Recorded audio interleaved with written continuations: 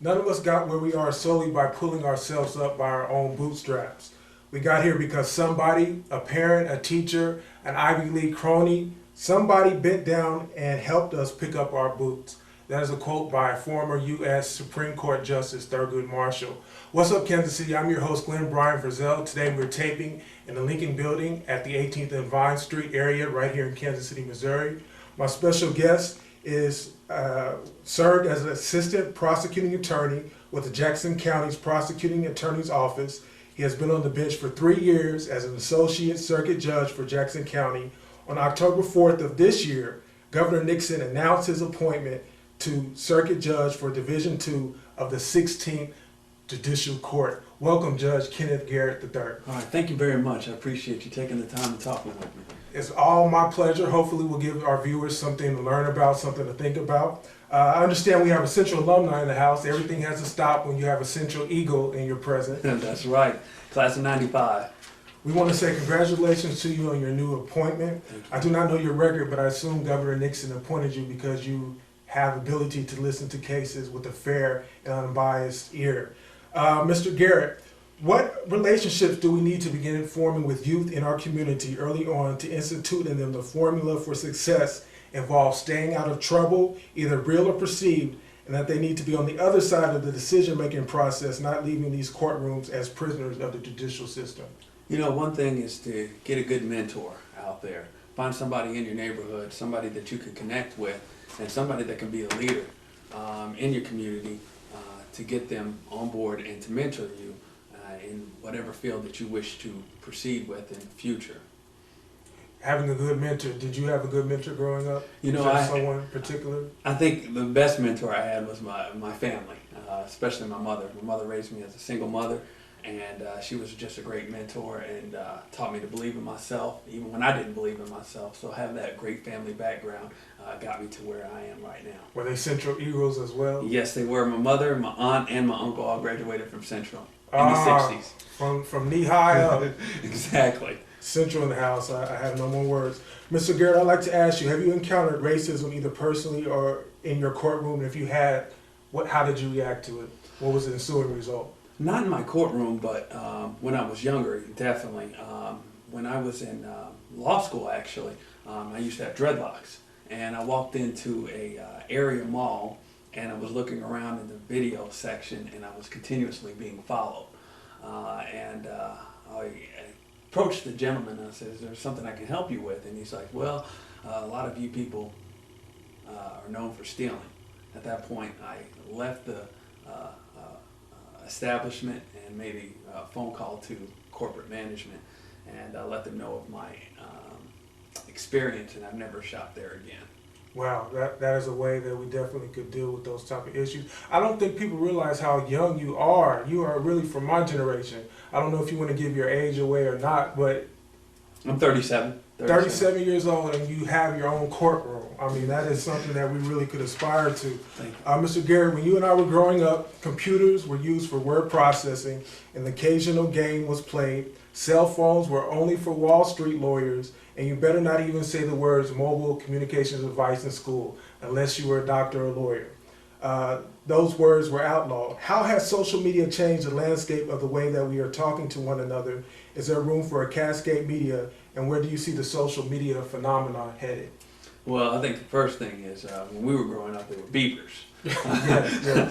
Motorola. Exactly. And the big bag phones. Yeah. Voicemail. Boy, has technology changed. Computers have done so much nowadays. I think one of the big things in regards to social media is the change of how fast we're getting information nowadays. It's instantaneously. Anything that happens, it's going to be on your website. It's going to be on Twitter. It's going to be posted on somebody on Facebook. And you are going to have the wealth and knowledge of information that's been given at a faster rate than ever before. And I think that keeps people informed of what's going on in the community and around here, is to be able to have those type of social media outlets to post what's happening in the area. I think one big drawback in regards to that are people maybe posting a little too much. One thing in the courtrooms is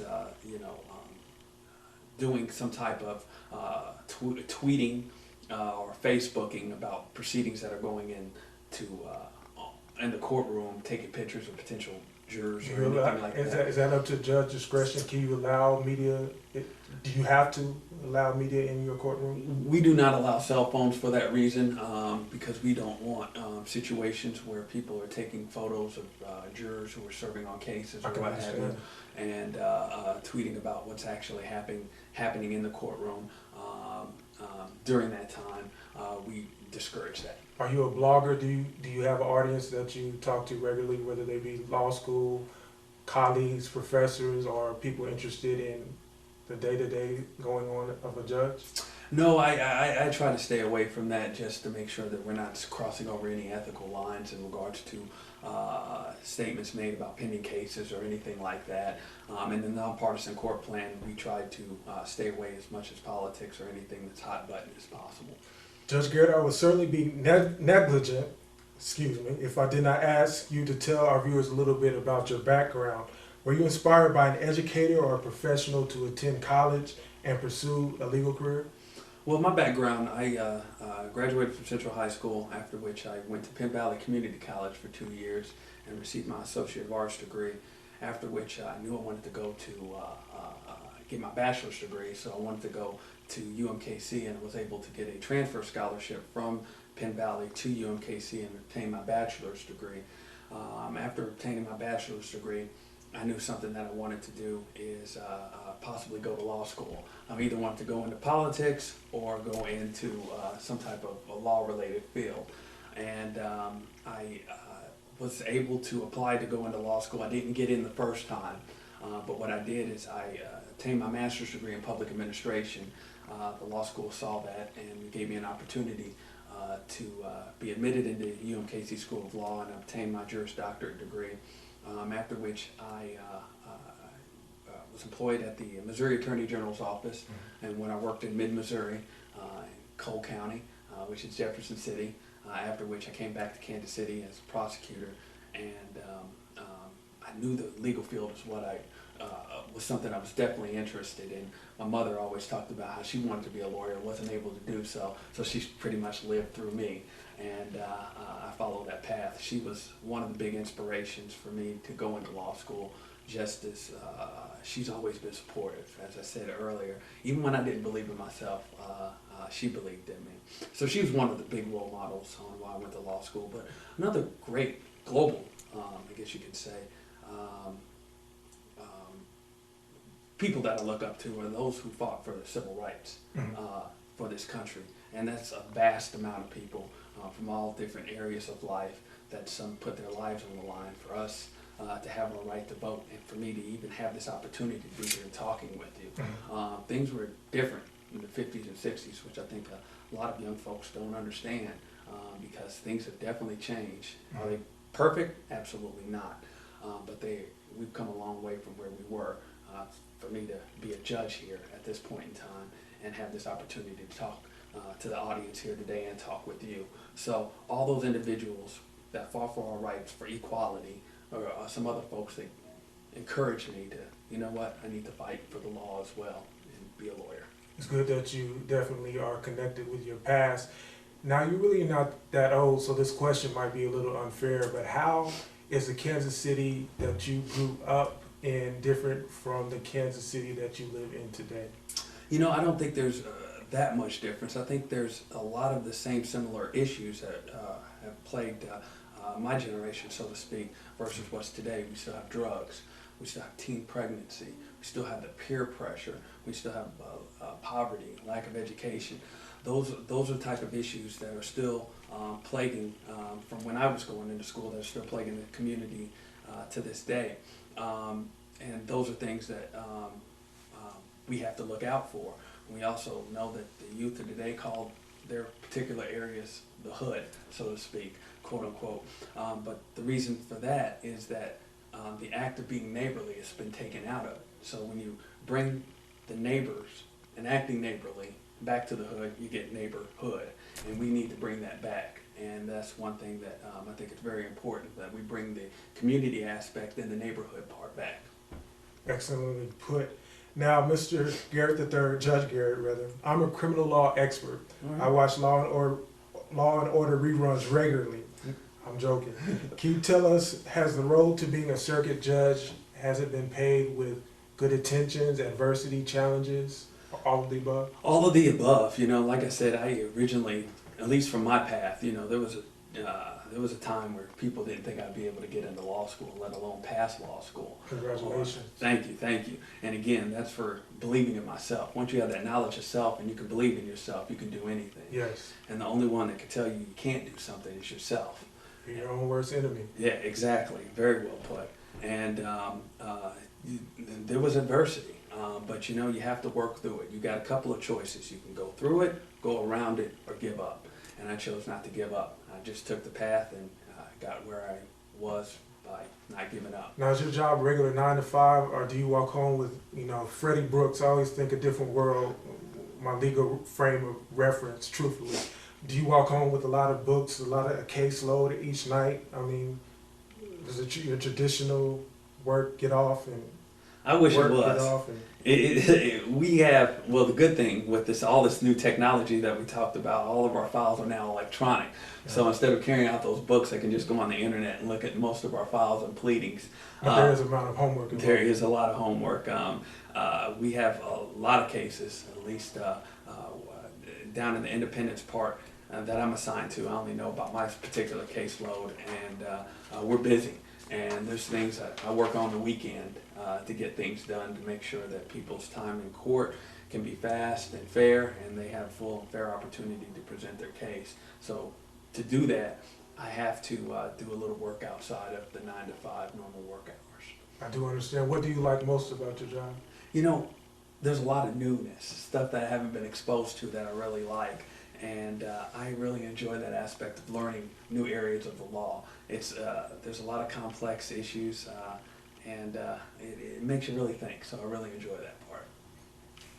Tell us, Judge Garrett, what are you working on in the new year? It can be something as diverse as reading 10 new books, something personal, something professional. Are there any challenges that you're looking forward to, any projects that you're looking forward to presenting to the Jackson County community?